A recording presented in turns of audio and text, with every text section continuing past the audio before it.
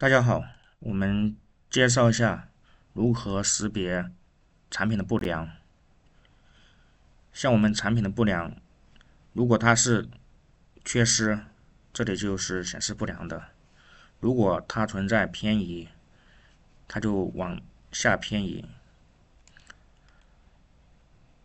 如果它是组装不良，它会是这个样子，这些都是组装不良的。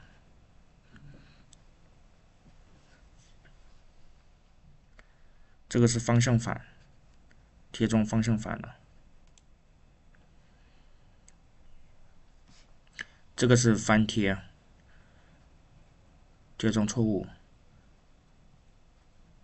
翻贴，店主翻贴，芯片翻贴。这个是焊接不良，这个位置是焊接不良。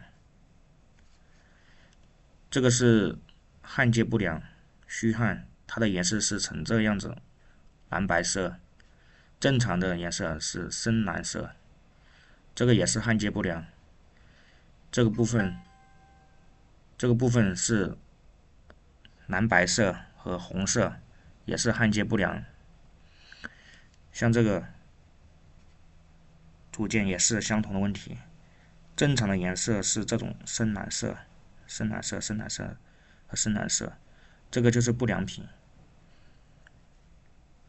然后这个是立杯，也是一样，这个是电容竖起来了，这个是虚焊的颜色，虚焊的颜色都是这样子的，这个也是这个颜色，所以我们在抽取颜色的时候，检查虚焊的时候是不能包含这种颜色的。你看这边，这个也是焊接不良，它的这个位置是蓝白色，正常的颜色这个位置是蓝色、深蓝色。你看银角的前端都是这种深蓝色，你像这个位置就是变成白色、蓝白色或者红色，这个也是相同的问题。这个银角变形了，所以这里的颜色也是不正常的。这个也是，这个是没有吸膏漏印了，所以它的颜色也是不正常的。正常颜色像这样子都是蓝色、蓝色，这个也是有问题的。这个是 IC 联系，银角之间联系了，是这样子的，所以我们要检测这个联系，这个也是联系，银角之间联系了。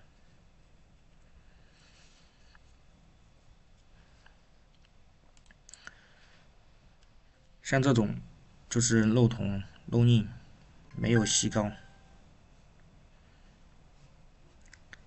正常的颜色是这种，但是缺少吸膏是这样的颜色。像这种这种颜色都是不正常的颜色，红色或者蓝白色都是没有焊接好。这个是焊接好了，但是它是侧立，这个也是相同的，它没有焊接好。这个就是组装错误，元件组装错误，这个是有异物，有异物。